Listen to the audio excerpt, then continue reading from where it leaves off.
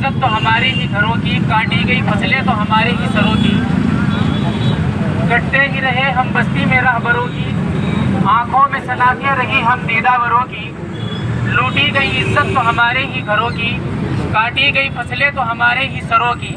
اس دیش میں برسوں سے پریشان ہیں ہم لوگ، بس جرم ہے اتنا کہ مسلمان ہیں ہم لوگ۔ بے شک۔ اور جہاں تک مسلمان ہونے کی بات ہے، جہاں جہاں اکیلے مسلمان کو دیکھا جاتا ہے اس کو موت کے گھاٹ اتار دیا جاتا ہے، یا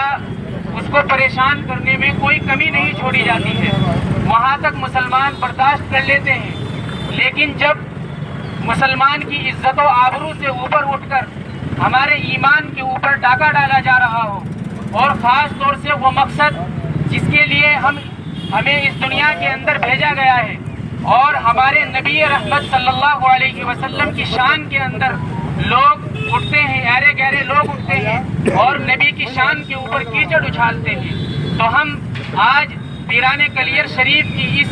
امن والی سرزمین سے ان تک یہ پیغام پہنچا دینا چاہتے ہیں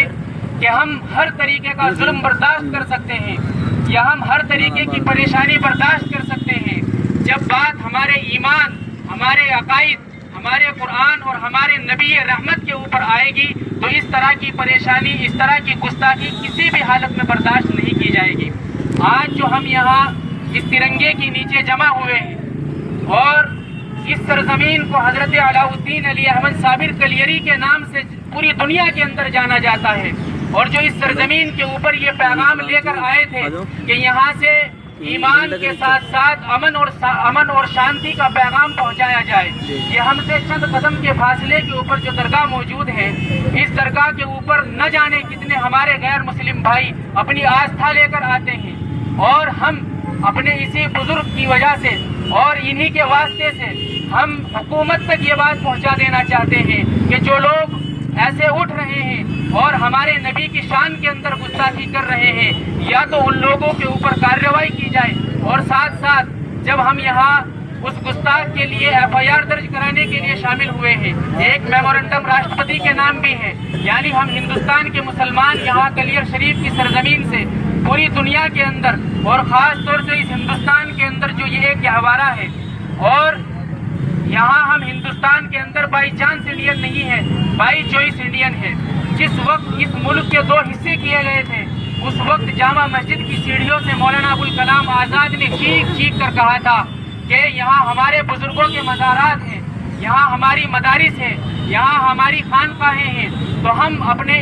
ہم نے اپنی مرضی سے اس ملک کو چنا تھا صرف امن اور شانتی کے لیے۔ نہ جانے ہمارے کتنے غیر مسلم بھائی ہمارے درمیان رہتے ہیں، ہماری کوشش یہ ہوتی ہے اور ہماری شریعت بھی ہمیں یہی کہتی ہے، اخلاق کا پہلو بھی یہی ہے، ہم کسی کے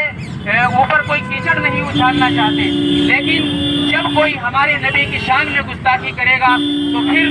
ایسی گستاخی کسی بھی حال میں برداشت نہیں کی جائے گی۔ یہاں یہ احتجاجی مظاہرہ جو آج یہاں پیپل چوک کے نام سے جو مشہور ہے کلیر شریف میں، اور اس ترنگے کے نیچے کھڑا ہو کر ان لوگوں کی ترجمانی کرتے ہوئے میں اس احتجاجی مظاہرے